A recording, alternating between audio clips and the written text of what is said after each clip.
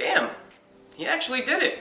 So to give you more detail, our president signed an executive order stopping any refugees coming in from other countries for 120 days. He also signed an executive order to stop Muslims coming in from specific countries for 90 days. And those 7 countries are Iran, Iraq, Libya, Somalia, Sudan, Syria, and Yemen, which are 7 predominantly Muslim countries. And I see some people out there saying, this is not a Muslim ban because not all Muslim countries are banned. It is a Muslim ban, just a very small one, because these countries are all Muslim. Okay, so you're already lying, and if that cliched redneck American accent wasn't enough to show us the rhetoric that you're trying to push, then referring to the executive order as a Muslim ban, or referring to it as a Muslim ban in the title of your video, certainly will. This ban is based on a list created by the Obama administration, and the list refers to terrorist-linked countries, not the fact that they're Muslim countries. Look, I'm gonna be completely honest with you. I wanna be angry, I wanna go crazy, but I'm gonna hold it back. Because I wanna prove that we Muslims are peaceful. And it's not that hard because we are taught to be peaceful. You were taught to be peaceful, and I only have your word on that. But you seem like a nice enough guy, so I do actually believe you. And I'm sure there's plenty of other peaceful Muslims out there too. But to upload a video stating that all Muslims are peaceful is just dishonest, because you know as well as I do that there are plenty of bad Muslims out there. Some of you might know me, but some of you might not. I'm a YouTuber and I've been around for quite some time. I've been making countless videos on topics such as this. I make videos trying to bring awareness and also to ease tensions between people that don't know who Muslims are and for Muslims who feel that they might be discriminated against. I think that's important because, especially now, a whole lot of people are going to hate us a lot more. No one should be hating anyone just for being a Muslim. Terrorists aren't necessarily Muslim, and Muslims aren't necessarily terrorists. Innocent until proven guilty and all that. I couldn't be any happier to see all these different types of people coming together to stand and fight for Muslims, and for more importantly, to fight for the real America. That's amazing, and that's what makes the country great. Now the whole point of this video is to give people a voice, to speak out, to also show people that I'm an American Muslim, and this can affect anyone. The country that my family are from is Egypt. Right now it's not banned, but it can happen because Egypt is one of the biggest predominantly Muslim countries with over 80 million people. It can happen to any countries. It can happen to all. It can happen to any country, but I'd like to reiterate that this executive order isn't just going around temporarily banning countries with the most Muslims in it. It's temporarily banning people from countries that are linked to terrorism in order to further improve the vetting process, and there's nothing wrong with that. We can always go and take a look at countries in Europe and see what happens to them when you have an open door policy for refugees. They are literally detaining people and testing them for their religion to find out if they are Muslim, Christian, or otherwise. And if they are Muslim, they are barred from entering the country. Well, that's not true, is it? They don't just stop people from entering the country because they're Muslim. They send each individual applicant through an intensive screening process, which includes consultation from 9 different government agencies who meet weekly to review the refugees' case files. The Department of Homeland Security has officers who conduct in-person interviews, which consists of asking refugees about where they're from and previous offences that they may have committed. They have their personal data and fingerprints taken, which is then cross-referenced with criminal databases.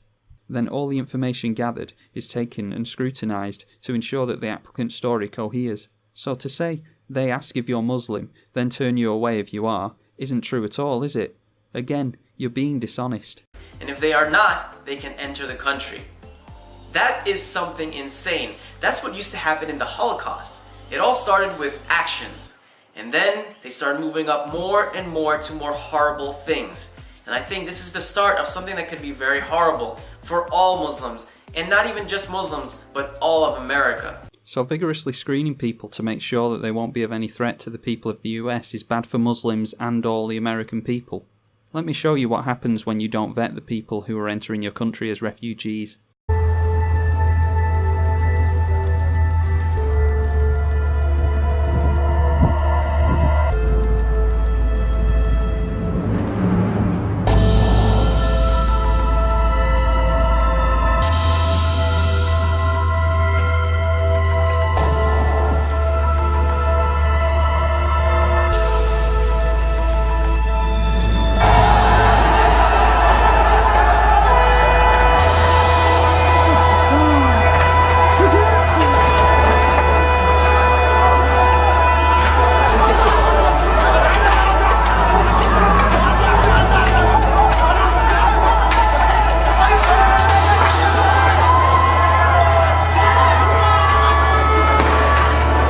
testimony.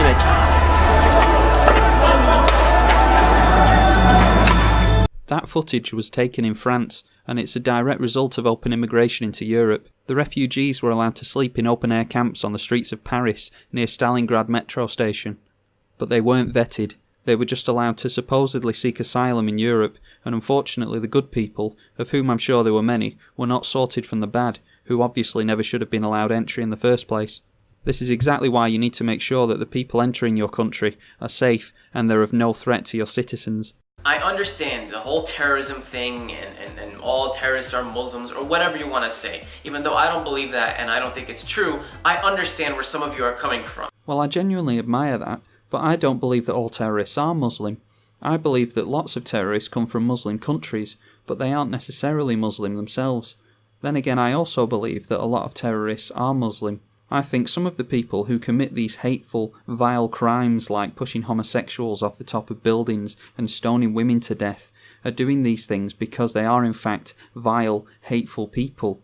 But they're not necessarily doing it just because the Quran told them to, even though some of them are. You can't tar everyone with the same brush. You can't say all Muslims are terrorists or all terrorists are Muslim.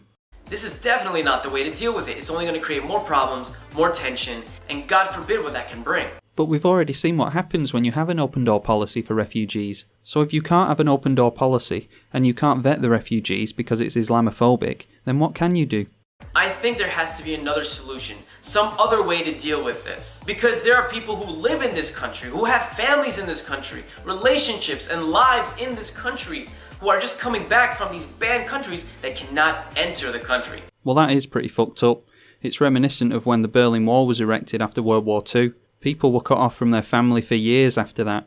So maybe holding off for a few weeks to allow people time to get back to their families in the US would have been a better method. There was also a federal court issued by Judge M. Donnelly that lets people stay that already arrived. But for the people who are going to want to fly and start flying from those countries into here, it might not happen for them. They're probably not going to even be allowed on the plane from their specific country. And legal residents can't even come into the country. Actually, a senior Department of Homeland Security official told CNN recently that no legal green card owners have been denied entry. They're allowed to board the plane and fly to the United States.